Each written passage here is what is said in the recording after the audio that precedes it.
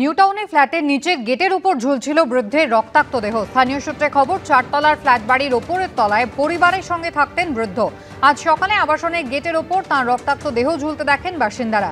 ডিপ্রেশনের কারণে ওপর থেকে ঝাঁপ দিয়ে আত্মহত্যা বলে প্রাথমিক তদন্তে পুলিশের অনুমান। অন্য কোনোভাবে মৃত্যু কিনা খতিয়ে দেখছে টেকনোসিটি থানার পুলিশ। হ্যাপি ফ্যামিলির হ্যাপি স্মাইল। কসমো বাজার, পুজো ইন স্টাইল।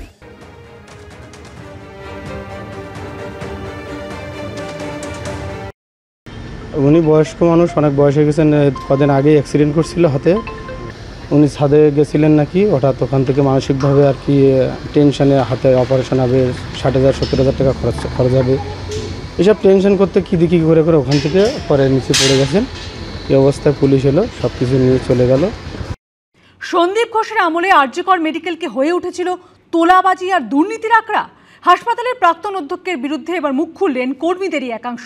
হাসপাতালের বর্তমান সুপার ও উপাধ্যক্ষের কাছে জমা পড়ল গণস্বাক্ষরিত অভিযোগপত্র। আমাদের একজন স্টাফ আছে, ওই স্টাফের নামে বলছিল একটা লিখিত কমপ্লেন জানাতে। সেই আমি না করে দিয়েছি কি স্যার, কারণ আমি কেন লিখিত জানাতে যাব। আমাকে বললেন যে দেখো, আমাদের কথা শুনলে ভালো, না হলে তোমার ট্রান্সফার হয়ে যেতে পারে, যদি কথা না শুনো আমার হয়তো চাকরিও যেতে পারে। পথ দেখিয়েছিলেন আরজিকর মেডিকেল কলেজের প্রাক্তন ডেপুটি সুপার আক্তার আলী। আর তরুণী চিকিৎসককে ধর্ষণ খুনের ন্যক্কারজনক ঘটনা সামনে আসার পর যেন খুলে গেছে দুর্নীতির প্যান্ডোরা। আরজিকর মেডিকেলে ধর্ষণ, খুন এবং দুর্নীতি জোড়া মামলায় দুই কেন্দ্রীয় সংস্থার হাতে প্রাক্তন অধ্যক্ষ সন্দীপ ঘোষ গ্রেফতার হওয়ার পরে এবার একে একে মুখ খুলতে শুরু করেছেন অনেকে। যেমন আরজিকর মেডিকেলের অ্যানাটমি বিভাগের গ্রুপ ডি কর্মী মনোজ মল্লিক। তার অভিযোগ, সন্দীপ ঘোষের নির্দেশ না মানায় অন্যায়ভাবে বদলি করে দেওয়া হয় তাকে।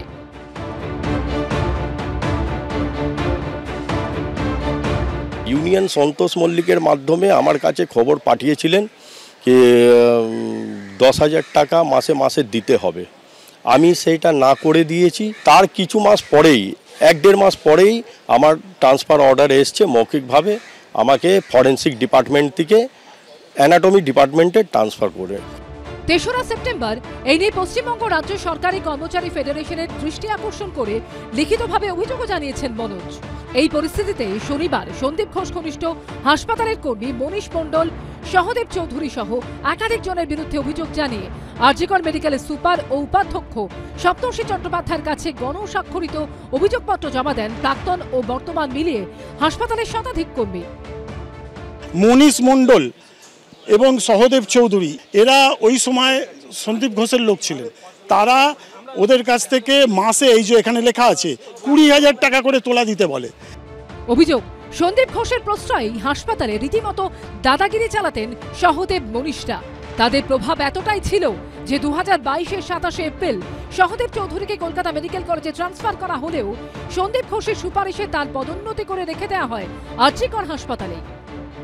আমাদের কাছে এসেছিল, এখানে আগে যারা কর্মচারী ছিলেন, যদিও ওনারা চিঠিতে একটা শিলবন্দি খামে আমাদেরকে দিয়েছেন। দ্যাট উইল বি, যেহেতু ওনারা যে সময় এসেছিলেন, আজকে official time already memo number পেরিয়ে গেছেন, তো ওনারা বলেছেন ওনারা আবার মানডে এসে অফিসিয়াল এমএসবি এবং প্রিন্সিপালের ডকেটে ওনারা জমা দেবেন। বছর দেড়েক আগে সন্দীপ ঘোষের বিরুদ্ধে দুর্নীতির অভিযোগে সরব হয়েছিলেন আরজিকর মেডিকেলের প্রাক্তন ডেপুটি সুপার আক্তার আলী।